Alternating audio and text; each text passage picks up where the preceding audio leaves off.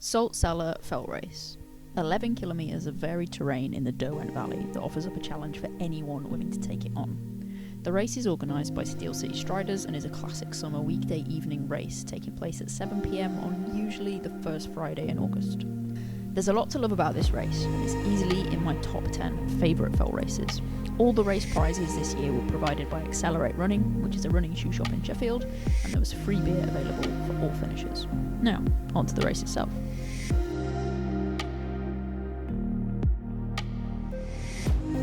The route starts below the Derwent Dam, and there's roughly 150 metres of mad dash before you hit a bottleneck at the stairs and get a moment to catch your breath. This doesn't last long though, because once you've got up the stairs, along the road and have turned off the road, the first climb begins.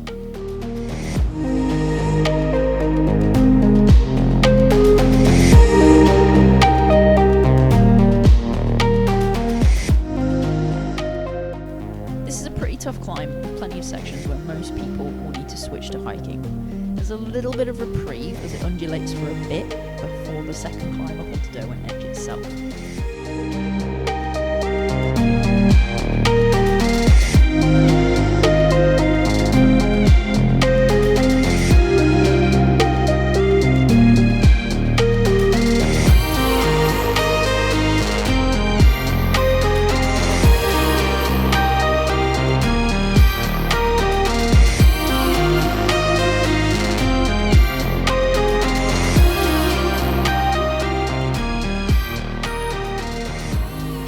Once up onto Derwent Edge, there's a hefty chunk of flagstone path to fly along as you make your way towards the Cellar boulder, and the adventure portion of the race begins.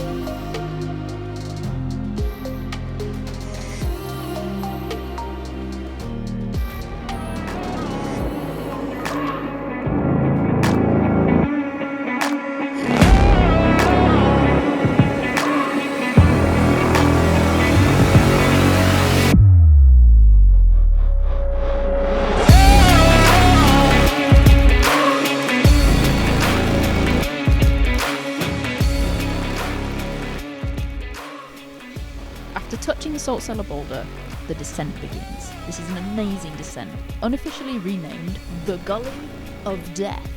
It's really the highlight of the race. The majority of it is spent navigating deep bracken, bog monsters, and slippery slopes, and huge drop-offs into the gully below. I've run this race 3 times now, and the atmosphere in the pack during this section of the race is always great fun.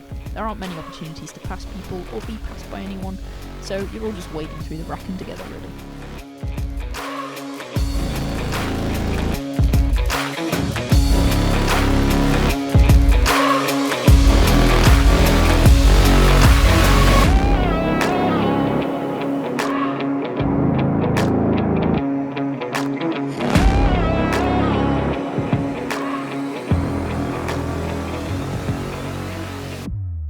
After you survive the Gully of Death, there is a little bit more climbing to do, but nowhere near as much as the first half of the race. Then it's just a case of bombing down that last descent, powering down the road, before you do the very first section of the race in reverse to finish.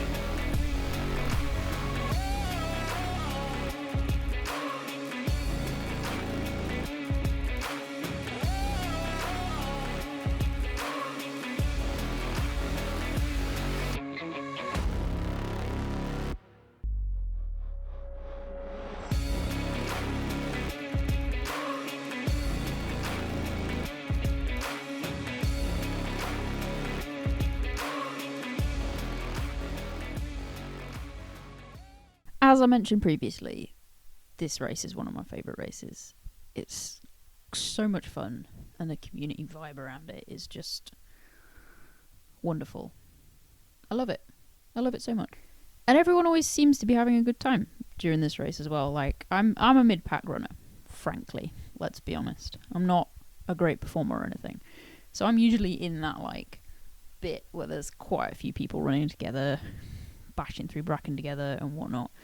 And it's just a good time. Everyone's just enjoying themselves in a group of people stumbling through bracken and sliding around in mud. It's good. It's good fun. In terms of how my race went personally, as I said, I'm not like an incredible runner or anything. And it was slower than last year. Last year I did it in 121 something, and this year it's 126. something. I think some of that can be attributed to it having rained in the days leading up to it, so everything was a bit slippier, the bogs were boggier, etc. The usual post-rain route conditions. And then the rest of it I think can be attributed to I PR'd my deadlift on Wednesday. Yes, come on. Nice. Which I'm very happy with. It was 115 kilograms, if anyone's curious, 188% of my body weight. So that was good. But it did mean that my glutes and hamstrings had nothing, absolutely zilch, to give me on that first climb. I hiked far more of that climb than I should have. I'm better than that. But I hiked a lot of that climb. I just had no juice in the glutes. That kind of rhymes. And it is what it is. I still had a ton of fun, which is purely my goal at the minute. I'm just building up that mileage really slowly still. It's all kind of going according to plan. Everything's on track. And going to get back to doing workouts in the next 5 weeks, I think. Probably start adding hill rep workouts back in. And then kind of maybe 5 weeks after that, we'll start putting tempos back in, just easing back into it, still creeping the mileage up stupidly slowly, just to keep that mental health side of it in check. I really don't want to slide backwards in terms of my mental health and my running, and I really, really don't want to get myself back into that position where I'm attaching my entire self-worth to my running ability. So just enjoying it, having fun. Have a few more races before the year's out. Mostly just local, all local fell races. I don't think there's anything other than local fell races in the plan. And again, just going to approach those with the view of having some fun, enjoying myself, and just continuing to chip away at that training. Training will be a little bit different for the next 8 weeks because I'm going to pretend to be a power lifter and try and make my squat and my deadlift a bit heavier. And see how that goes. I don't think it'll carry over too much into my running, but we'll see what happens. It might have a bit of an effect on my power output, so it'll be interesting to see what it does to my autumn race plans. But it's just experimenting, throwing things around. I'm not a top of the field runner, so I feel like I can afford to mess around with different techniques and see what happens. So plans are still pretty chill. I'm just gonna enjoy myself, have fun, keep increasing the mileage up really gradually, and feed in the workouts back into the routine over the autumn. And then late autumn we'll be starting a trail marathon training block again.